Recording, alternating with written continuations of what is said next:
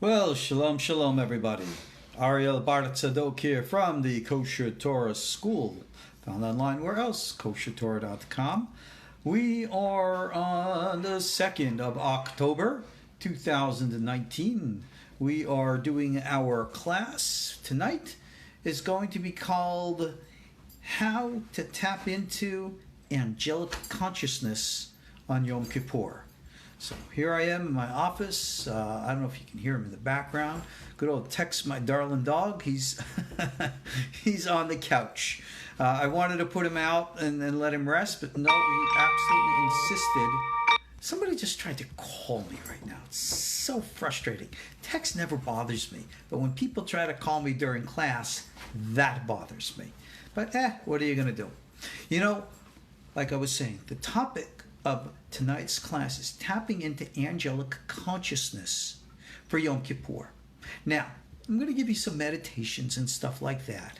And people always make the one big mistake. And you know what that is? You place focus on technique as opposed to understanding results. I addressed this way back when, believe it or not, 1993. Is that maybe, remember how old you guys were, some of you, way back when? My first book, Call Upon My Name.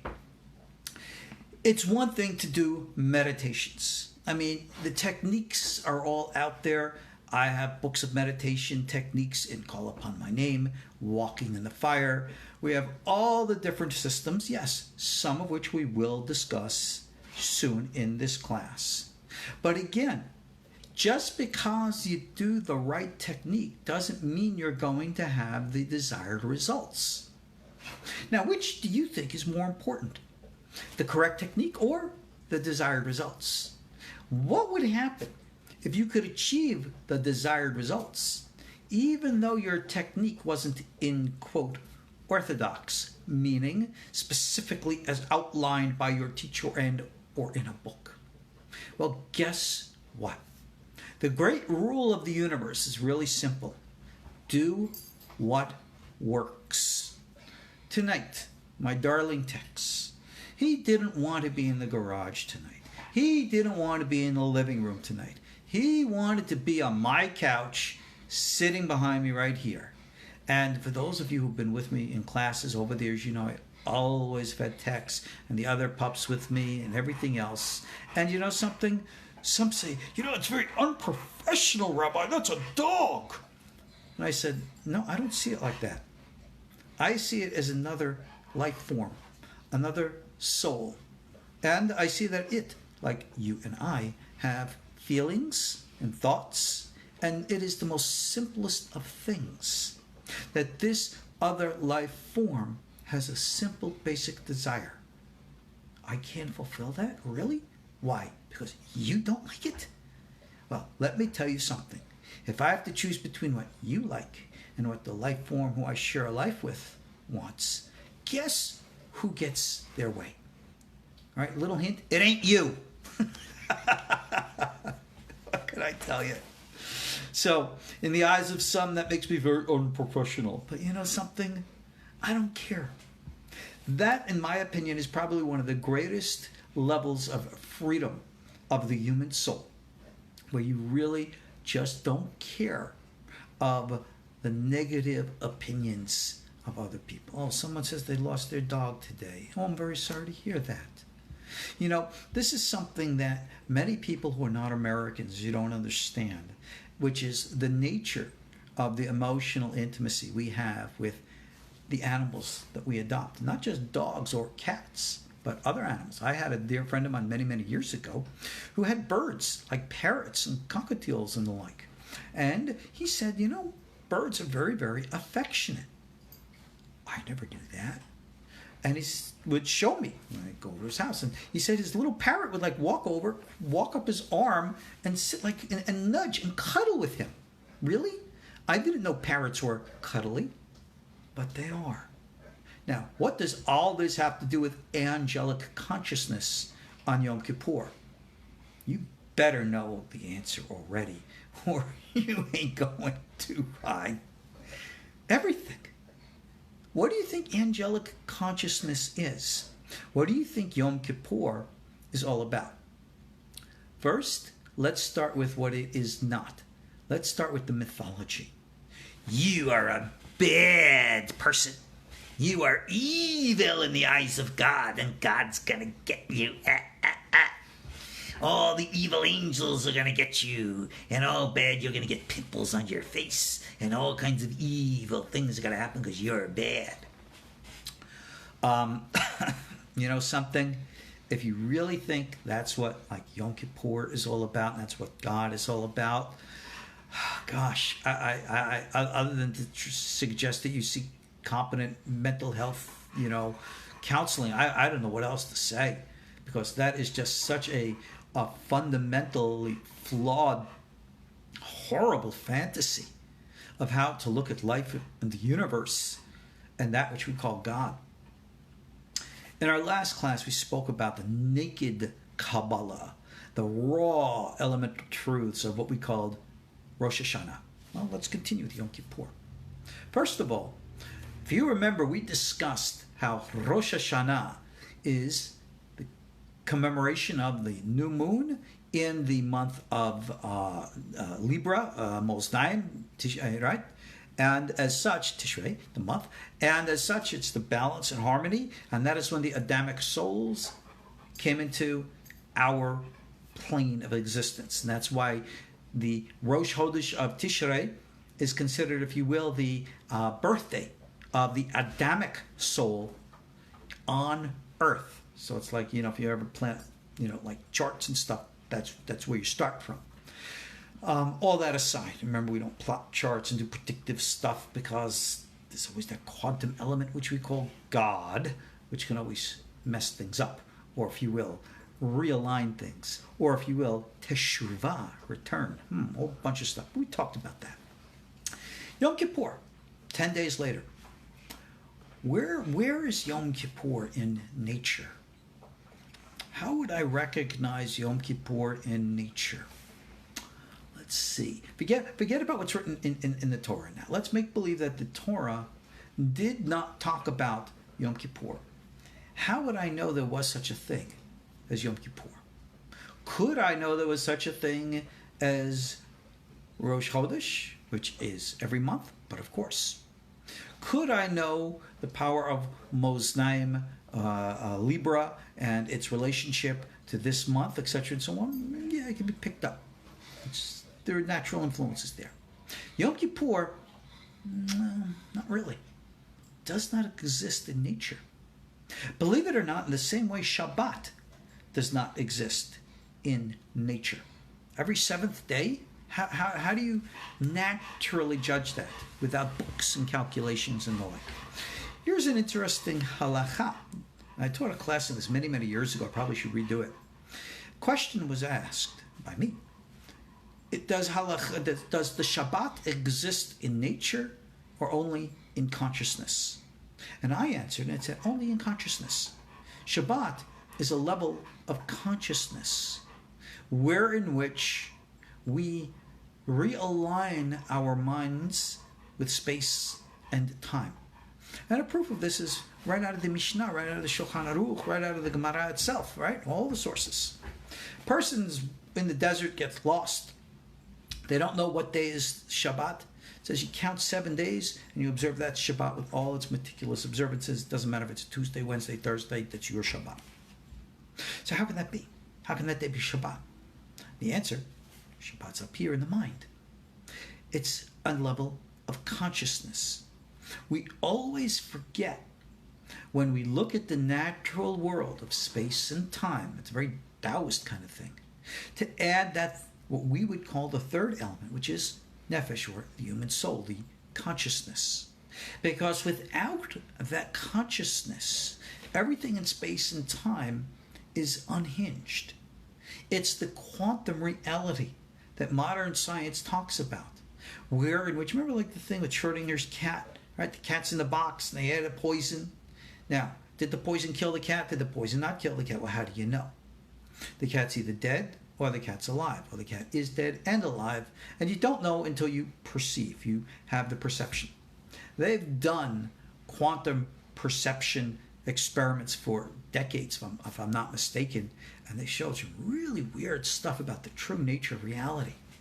Well, that quantum element is consciousness, the human mind. As such, in the words of the Baal Shem Tov, where you think is where you're at. If you wish to embrace Shabbat consciousness, then you will. And if you don't, well, then you won't. Yeah, every seventh day you can observe the Sabbath. You can light your candles and read your code of Jewish law and do everything meticulously and never scratch the surface of the true Sabbath soul. Most people are like that today. Same thing with Yom Kippur. Because Yom Kippur is something unique to consciousness. Consciousness, the mind, that's like, you and I are true essence and stuff like that. This is what we tap into.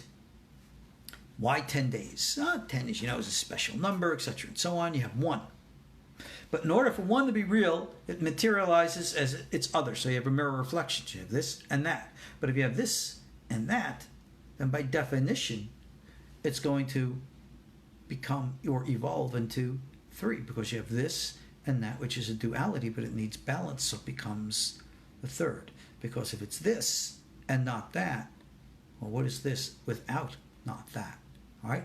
You need the thesis and the antithesis to experience and recognize the synthesis. So you have three. So if you have one set of three, then each three needs its own three. So three become 9, and then they reflect back to the singularity of the one. There's your 10.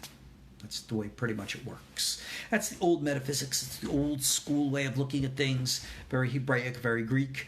Same schools, same mentality of such. But 10 now, as you know, is the base of our numerical counting system. And it becomes a foundation of consciousness. In the old tradition, we spoke that God created the world with 10 utterances, 10 speeches. And in later Kabbalah, they refer to it as the 10 Sefirot. The original concept of Sefirot was actually numerical. It was numbers. It's all pretty much the same. But the point is, 10 becomes an important number in human mind, in human consciousness. And therefore, Texi's lying down next to me here. Can you hear him scratching? He's such a sweetheart. 10 becomes a very important number. Remember, there's no such thing as a distraction. Remember, all of life moves and flows. And if you can't see all the different pieces that come together and merge as one, then you're missing the point. You say focus. Focus on what is real.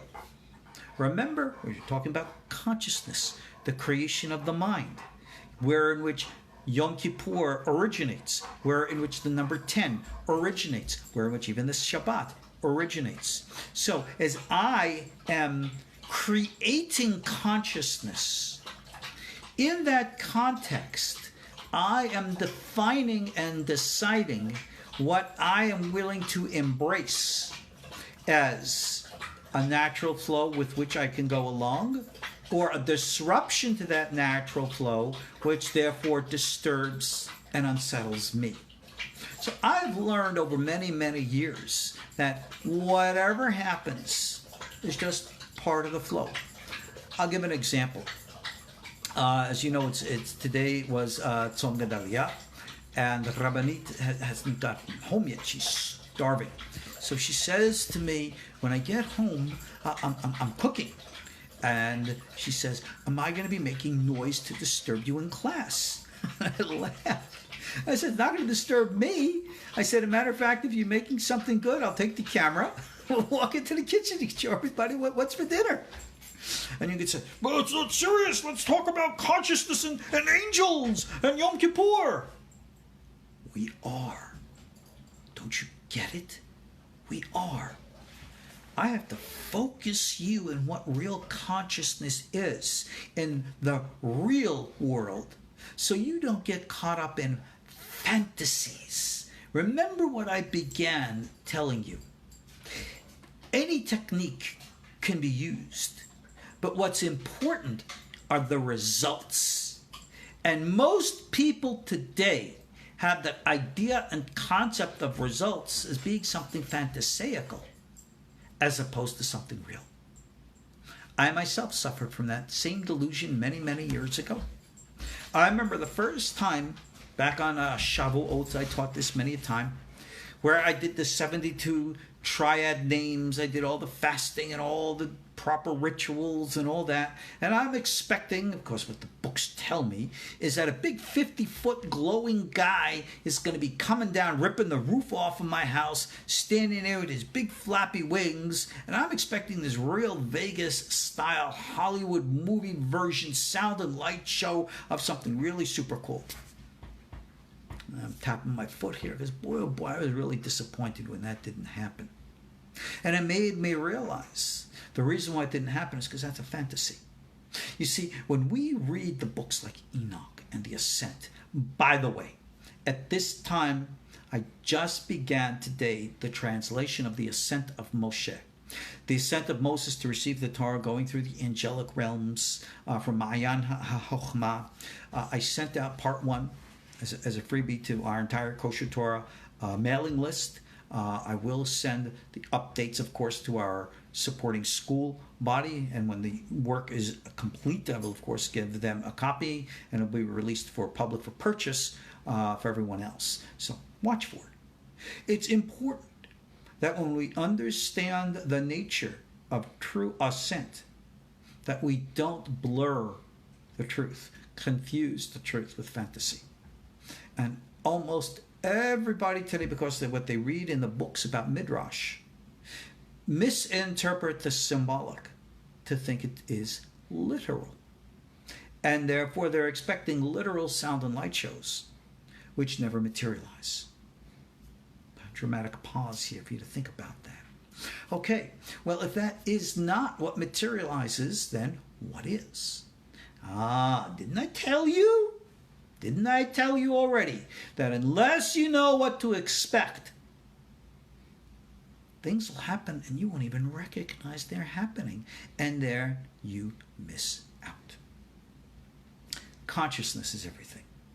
Yom Kippur exists in consciousness. From the day of the Libra new moon, Rosh Chodesh Tishrei, known to us as Rosh Hashanah, we enter into an energetic field which, like a magnet, draws forces cosmically into specific relationships and places.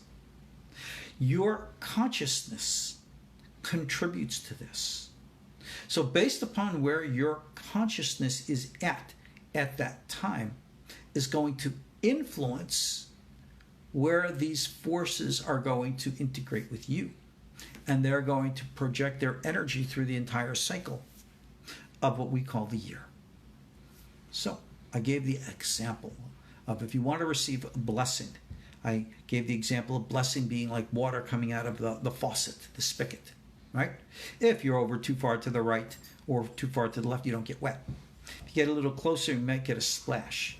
But if you want to get the abundance of it, you got to be underneath to receive the fullness. Well, it's the same thing. You really want to receive blessing, you got to be in the right place. But gee, scratching my head, how do I get in the right place? What is that right place? What does God want from me? Obviously, God wants you to be the most ultra orthodox, most right-wing extremist form of religion. Doesn't matter what religion, just fill in your blanks, all right? And the more strict you are, the more alienating you are, the more arrogant you are, the more erudite you are, the more exclusive you are, the more distancing from others you are. Now, there are those who are going to tell you, gee, yeah, that's what God wants. That's holy religion. That's my dramatic pause here for you to think. I hope to get what I'm about to say. No, that's really imbalanced. That's a real psychological aberration. That's abnormal. That's bad. That's not balance. That's not harmony. We had such extremisms in the days of the temple. And it was because of those imbalances in the days of the temple that led to the political decisions of the individuals involved, which led to the eruption of the Babylonian invasion and later of the civil war with Rome. None of those things had to happen. It wasn't God making the Babylonians or the Romans go after you going, No. It was those stupid, foolish decisions that people made because of stupid and foolish things. That's pretty much what it was. Today was the fast of Gedaliah. Go in the book of Jeremiah. Read the story what happened. Gedaliah was a Jewish governor of the land. He was placed there by the Babylonian king Nebuchadnezzar. Says, you're a Jewish guy. This is the Jewish land. I have nothing against the Jewish people, right? I mean, you guys rebelled. What am I supposed to do? I got to put down a rebellion. So here, Jewish, lead the land, lead the people. But the extremists, they said, no, he is a conspirator. He is the enemy. And they assassinated him. Schmucks. Yeah, and needless to say, that ticked off the king, and to this day, we still commemorate his assassination as a sign of foolish extremisms. Hey, that's the message. So when it comes now to Yom Kippur and accomplishing the level of consciousness that we want, and we said 10 days. So 10 is that symbolic number which has a meaning to us. It is when, as you know with numbers, you got 0 through 9, and then you restart with the 1 and a 0, 10. It's the next level. Well, if and when we want to get to the, in quote, next level, then we have that symbolized by the number 10. And, ... dramatic pause for you to think, and what's the next level? What is it really? Well, I'm going to be like an angel. What does that mean? You're going to wear a black leather jacket, have a skull on the back, and you're one of hell's angels? I mean, what does that mean, you're going to be like an angel? Think about it. You even know what an angel is? When was the last time you actually encountered an angel? And for that record, there are many, many different species of angels. Chayot, Ofanim, Srafim, all right? Ishim, Aralim, Elokim, B'nai Elokim. We can go through all of them, all right? Do you know one from the other, right? If a cherub in true essence was going to come and, pay you a visit, right? If a seraph was going to come and, invite you out for lunch, would you know the difference between a cherub, a chaya, or a seraph?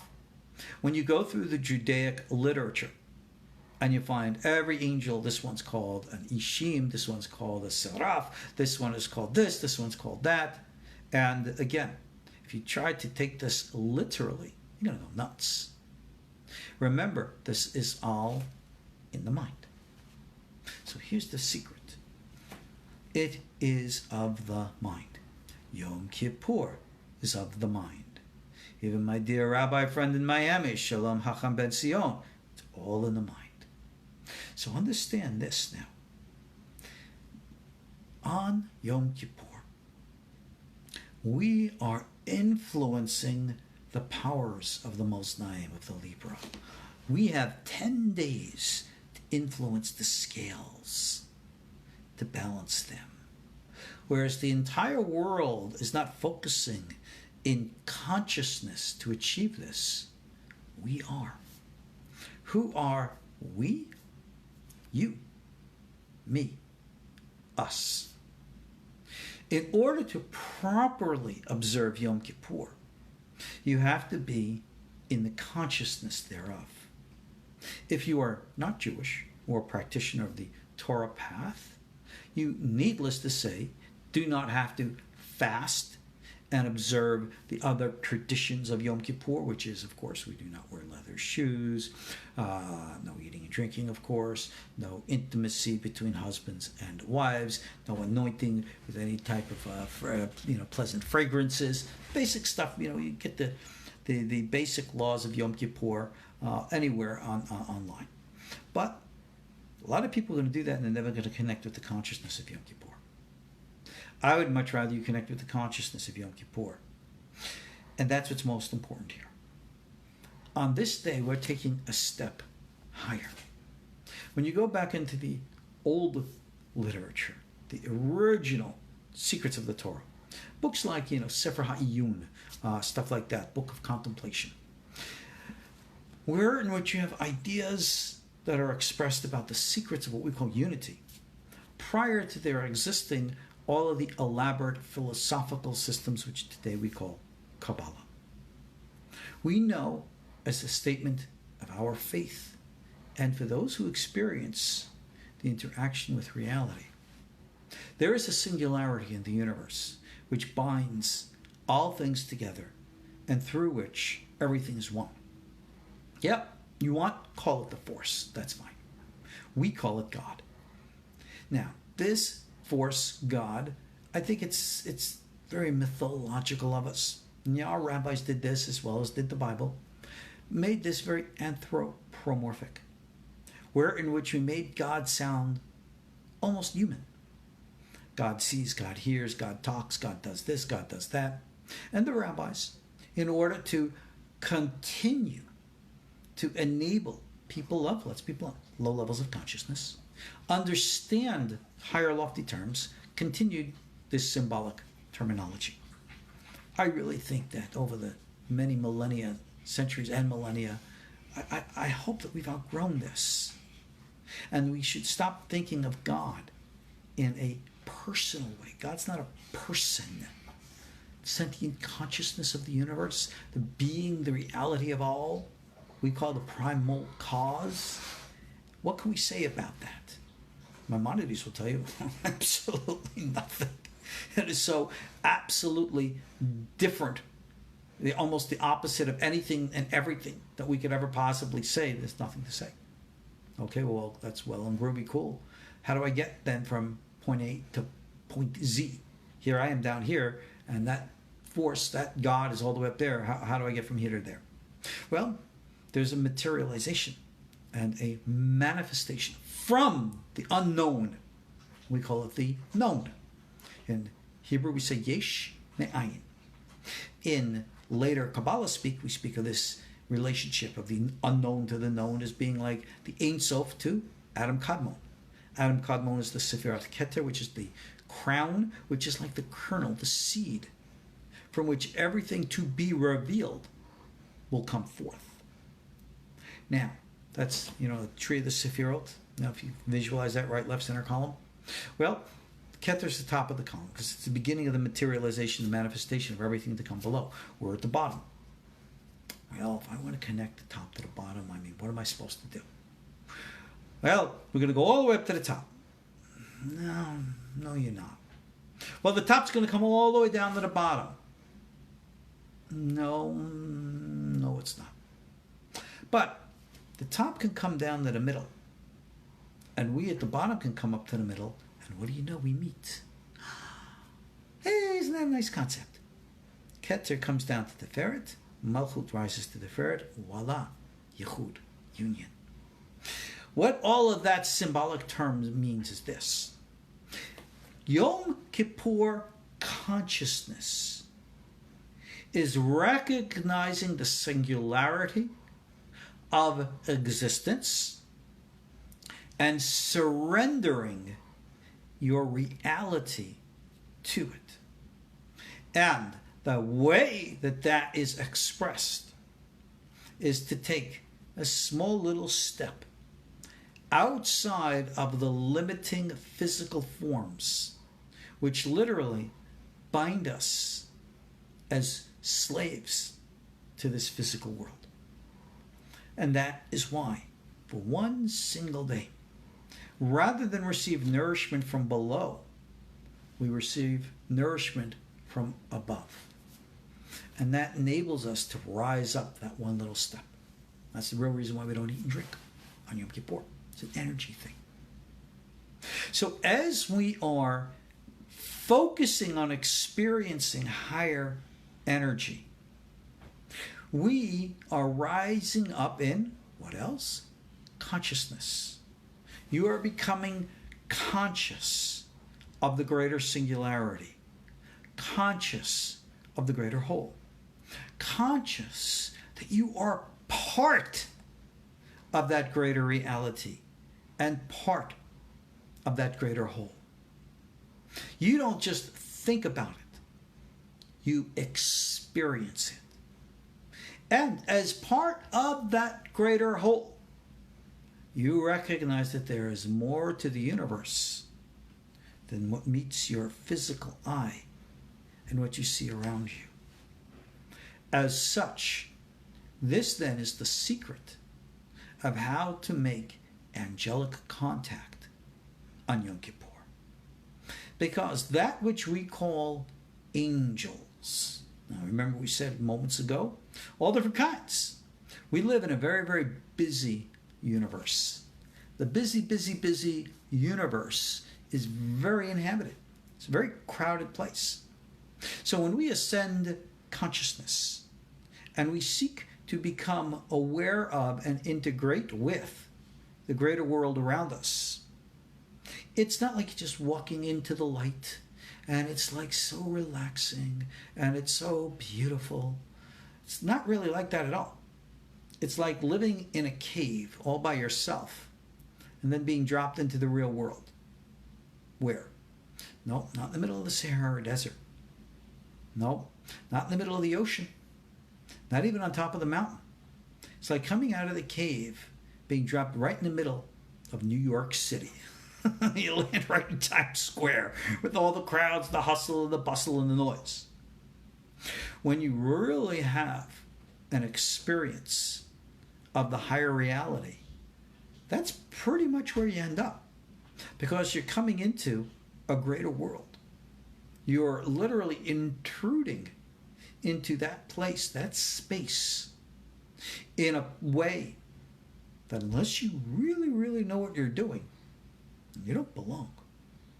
In the translation I'm doing now about the ascent of Moshe Rabbeinu, Moses, into heaven to receive the Torah, there's a very curious section in there, which I just translated. I have not yet written the commentary on it, but I will, where in which it states that in his ascent, he is stopped and confronted by a specific angel. And the angel says, "Human, you Ben Amram, gives you the right to even be here."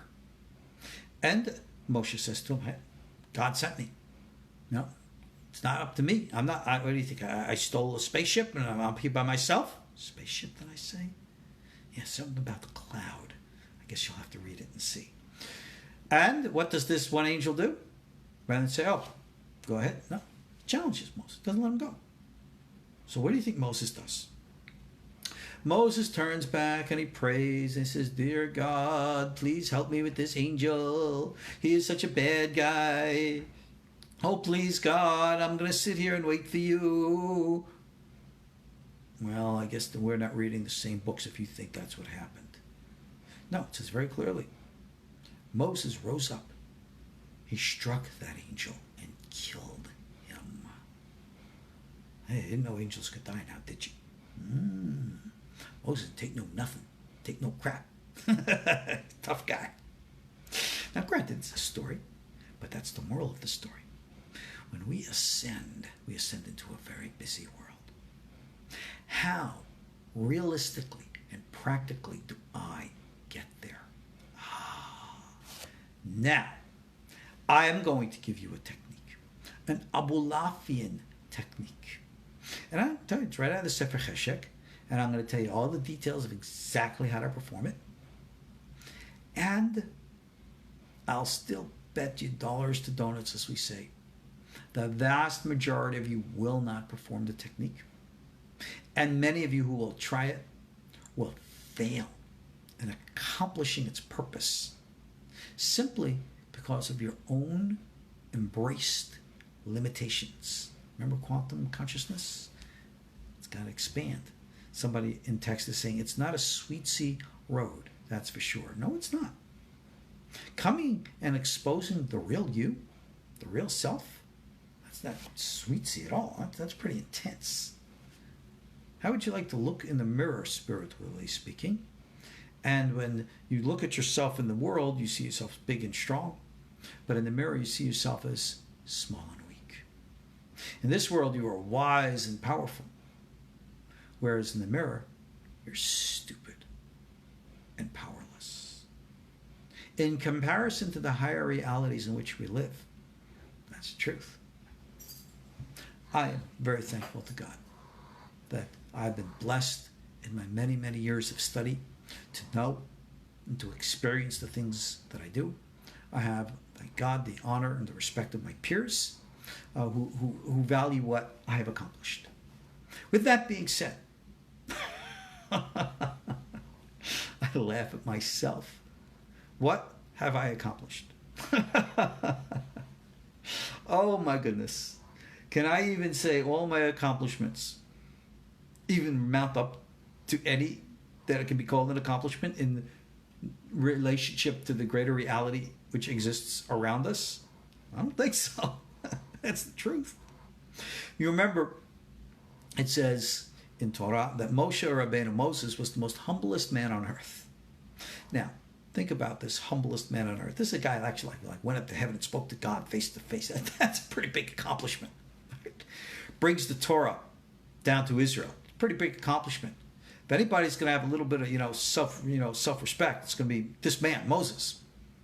Well, he's still called the most humblest man in the world. Now, that doesn't mean that he was lowly. That doesn't mean he lacked any kind of self-esteem. Never went around kicking himself in the butt, saying, I'm no good. No. He said, I am who I am. I'm a human being. God made me. God brought me up to heaven. Yeah, I saw all the angels up there. Even had to kill one of them. Right? That's me. Did what I did. I am who I am. Because Moses embraced the most humblest, let me rephrase that, the most honest and raw of truths. He was called a humble man. That's really what humility is. Just accepting the way things are.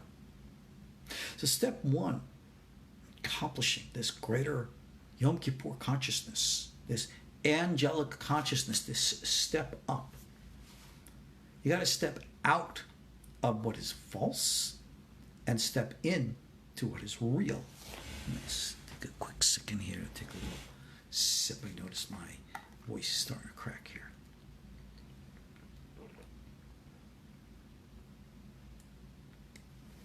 Sorry about that. Remember, like I said, no such thing as a distraction. Everything is all part of the great never-ending story. How many of you remember from the 80s that movie, The Never-Ending Story? Oh, such a beautiful film. If you've never seen it, go watch it. So, how small and weak are we? Yes, we are. But at the same time, we are very truth, very, very powerful. Let me share with you now a realistic and a practical meditative technique, a prophetic technique from Abulafian, which is very, very cool. I've already explained to you what Yom Kippur consciousness is supposed to be. Okay? So, if you now wish to accomplish or achieve angelic consciousness, remember, like I said, being dropped in the middle of the city, you want to make contact. Okay? Number one, these entities are not these 50-foot beings of light which are going to come and, rip the roof off your house and come, make a big mess and, stand in your living room and, set things on fire. I don't want to see an angel like that. I don't think my insurance would cover the damage. So, no. But again, that's not what to expect.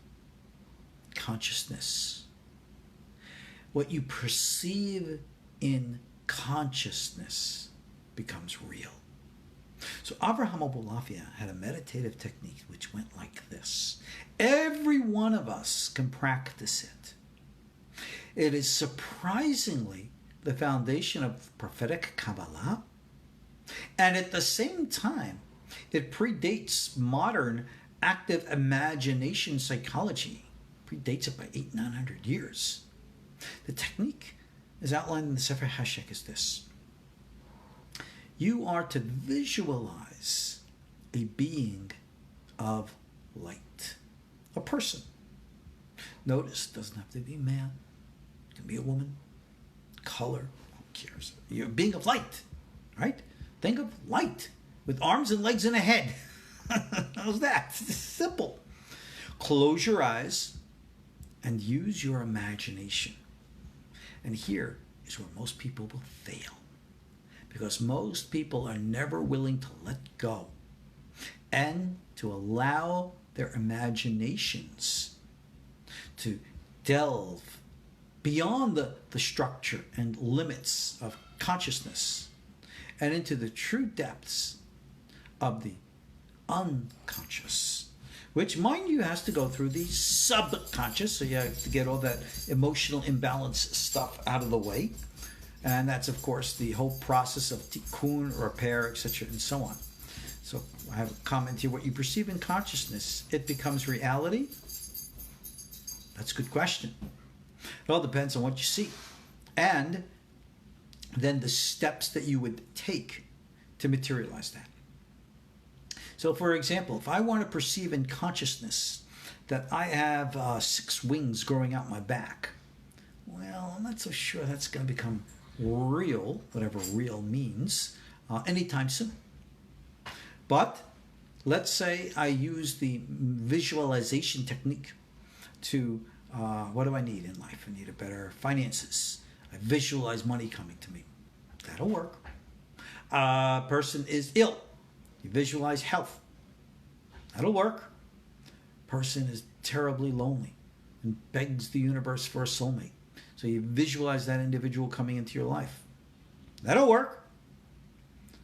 You want to fly with 6 wings and become Superman, faster than a speeding bullet, more powerful than a locomotive, and able to leap tall buildings in a single bound. How many of you remember the old 1950s Superman show, right? Well, you know what? I wouldn't try racing that speeding bullet or trying to be more powerful than a locomotive anytime soon. Yeah, I could say, well, what about faith? Yeah, well, you know, faith is within the context of the reality, not the fantasy. So Abulafian's technique is real simple.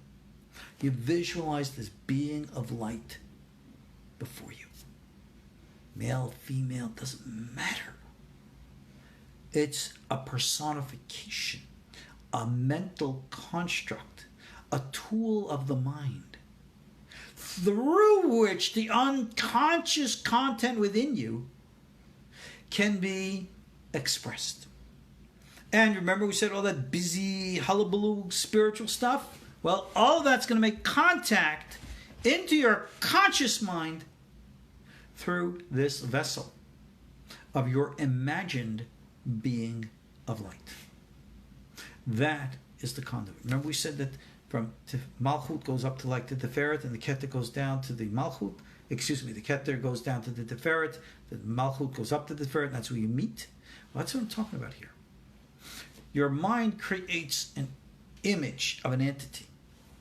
And Abulafian then says like this: in your mind, you are to open a dialogue with this imagined entity. So you're going to talk to it. Shalom Aleichem, how are you? All right, what's going on? What did you have for lunch today? Whatever silly stuff you ask. But again, Abulafian then says, you respond with your own voice, but using a different tone or sound. So for example, the dialogue would go something like this. I visualize my entity, and I say, Shalom Aleichem, entity. What should I call you? The entity might say, well, my name is Fred. Okay, hi Fred, how are you? I once knew a Fred, believe it or not, many, many years ago, passed away, Lava Shalom, big Kabbalist, energy healer, right? As I am giving this example right now, his name just popped into my mind with his face. Is there somehow, some way, some contact or connection from actual individual who is speaking to me right now as we're giving this class? It's very possible. I see it. I sense it. And therefore, I'm just going to go with it. As they say, go with the flow, or imagine. I have a comment here. Let me just take 2 seconds. And it is so powerful that others around you who may not have consciously done the work, you will also see what you have brought into reality. Many times, yeah. Many times it's true. Many people will be able to experience something different and deep within you when you are that focused. So you are to create this mental image and dialogue with it in actual words with a changed voice, Abulafian says. So I'm going to talk now to my entity. Shalom, entity. Shalom. Oh, see that? I just made up that voice. What is your name, entity? My name is Fred. Okay, Fred. All right. Is there a message that you want to share right now with my audience as I'm giving this class right now? Yeah, I'm actually like doing this in my mind right now for real to give you an example of how it's done. There are many things that I could say, but it would disrupt the flow of your class. So just speak and I will speak through you. I'm just making this stuff up as I'm going along. Was that a real channel voice that you just heard? Or is that just my imagination? You really think there's a difference between the two? You're not getting it then.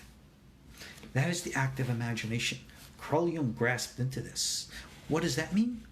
That he recognized that the more you dialogue in this way, making up what you think is coming out of you, takes on a life of its own, becomes autonomous. And all of a sudden, that other voice that you are using is going to start saying things. You're going to literally, from the point of your own mind, I'm going to say, gee, what the hell is coming out of my own mouth? Wow. And all these revelations are going to start to pour out of you like an open faucet. One of the most famous people who actually practiced this technique, very, very famous rabbi, the author of the Code of Jewish Law, the Shulchan Aruch itself, Rabbi Yosef Karo. In his book, Magid Misharim, the Spirit Speaks, or his spiritual guide speaks, he would meditate on the feminine. He would meditate on the Shekhinah, and it would speak. It would take over his body. He says, I am the Mishnah which you are reading. I am the Shekhinah. I have come to reveal to you things. Speaking right out of his mouth. You'd say, man, that sounds like a possession. Well, I guess it is a holy possession. That's why we call it Ruach HaKodesh, the divine inspiration. So someone's asking a question, what about imagining a tzaddik who has passed, that you never met but were connected to his yeshiva? Oh, like Rav Sharabi, Baba Sali, or somebody like that, one of the great rabbis? By all means. But don't limit it. See, what you're thinking is very limiting. You want to think of the face of the image of Rabbi Sharabi, or the Admor from Lubavitch, or any of these other real people. No. You could start there if you need to. But Abulafian's technique was more generic. You're still starting with what's called something mugbal, limited. And because you're limiting, that's construct, that's din. Remember, Yom Kippur is supposed to be a more fluid, structured day. So that's why we don't normally use the face of some dearly departed spiritual leader. But you can't. I mean, there's nothing actually, bad or wrong about it. It's just, limiting. You're going to see things within a limited context. Some people, that's all they want. Whatever. But the more you allow your imagination to run wild and actually allow your mind to go free, this is when unconscious content will start to come out. Now, there is an old teaching from the great rabbis of the Hasidei Ashkenaz, if I'm not mistaken, that in order to help one sleep, they said you're supposed to have a nice, good, strong glass of wine. And, loosen you up a little bit before bed and make you a little bit more fluid. It's very true. It is at the point, for example, that I for example, I used to joke and kid about having the moonshine way back when we lived in Monroe County, but I don't drink alcohol. I've never liked the taste of alcohol. I've never been drunk in my life. I've never drank a beer. Ugh, disgusting. Not for me. But there are others who I know who really enjoy an alcoholic beverage. And on a Friday night, on a Shabbat, they'll sit, they'll maybe drink a beer or have a cocktail or something like that, and it relaxes them. And you will find that that is the time that they are most receptive to Ruach HaKodesh, which is, if you will, something really profound and powerful coming from a side of holiness. Hey, if that's what works for you, then you do it. Like, remember what I said right when we began? Do what works. Or say, just do this. No, we don't use drugs. We're not going to use intoxicants. We're not going to use hallucinogenics or anything that's going to be biologically and psychologically detrimental. What you need to do is very simple. Allow your imagination to flow. Have you ever read a real in-depth novel in which the author has created their own worlds? Many of you might have seen, for example, the movies from Harry Potter, or Ms. Rowling's, if I'm not mistaken. Can you imagine all these things going on in her mind and projecting it all into thought? How many of you read one of my favorites, Dune? All right? How many of you read Mr. Herbert, the author? The depth, the profundity of a completely different world that he created. You can get lost in these worlds because for many who get into it, it's real. That's the depth of imagination. So this Yom Kippur, every Yom Kippur, if you're willing and able, remember I said a lot of people aren't going to be able to do this because you aren't willing to let your imagination run free. You don't have the distraction of eating and drinking. You don't have the distraction of your beautiful, hot, lovely spouse. Big attraction, big problem, especially for me with a young, beautiful wife, but whatever. My point is, put it all aside. And you focus on the inside. You can perform this Abulafian technique. You start an inner dialogue. Somebody's saying that Rabbi Ariel Kaplan, may he rest in peace, would meditate in the tub. How many of you have ever been like in a real jacuzzi tub, right? And just go, oh, that's cool. But that's relaxing. This is not relaxing. This is going in depth, a little different. But anyway, my point again is, if you have the courage to allow your imagination to run free, to allow what we call the autonomous archetype of the higher self, to materialize through this imagined image in your mind, you will find the nature of this dialogue coming out of your own mouth, like Rabbi Yosef Karo, taking on a life of its own, revealing to you, sharing with you, and enlightening you, and very possible channeling an authentic, real angel of whatever race, whatever beings, because your mind made contact. Not a big 50-foot being of light that's going to rip open your roof and set your living room on fire, but in your mind. They exist in that level which is right above ours. We're down here. But we just took a step in consciousness up into that level for Yom Kippur. So therefore, we're in their level, and now they're on ours. So you use this Abulafian technique, and you allow it to open your mind, and you put aside your own self-made limitations, your own lack of belief, your own limitations, in which you doubt yourself and you say, go for it, baby. Free, free, free. And allow it to flow. And you very well might find the reality of a higher, pure, and holy entity.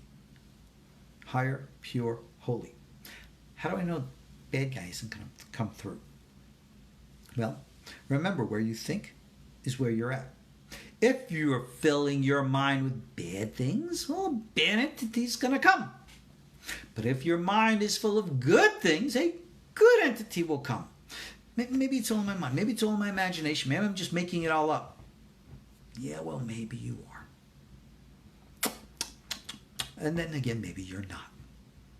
How are you going to know? Yeah, how am I supposed to know? I mean, what book is going to teach me how I'm supposed to know?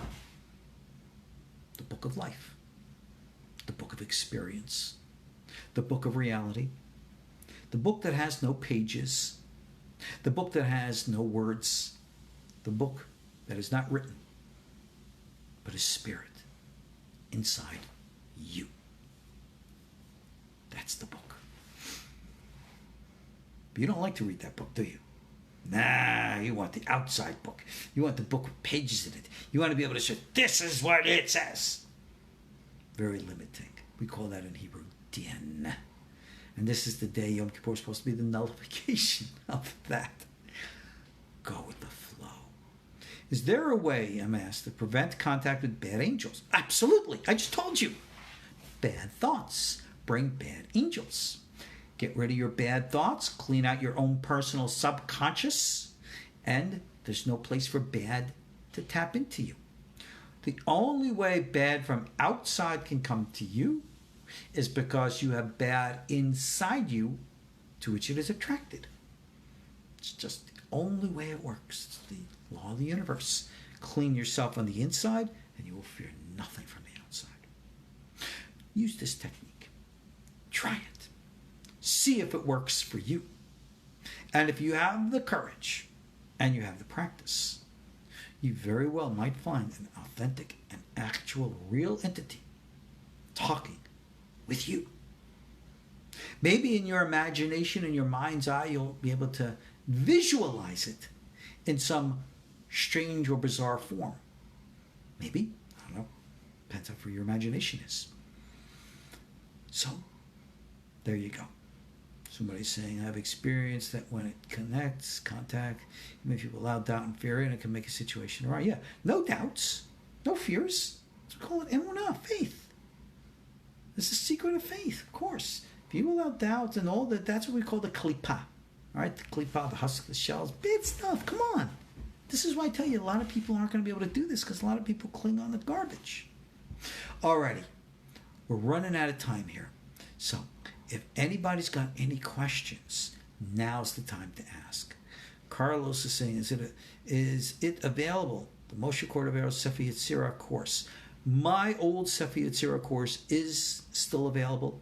40 lessons, $800. I do not have it online, but if you're interested in it, email me at KosherTorah1@yahoo.com, and I'll set it up for you. Look, you guys really want to practice this stuff. It's out there.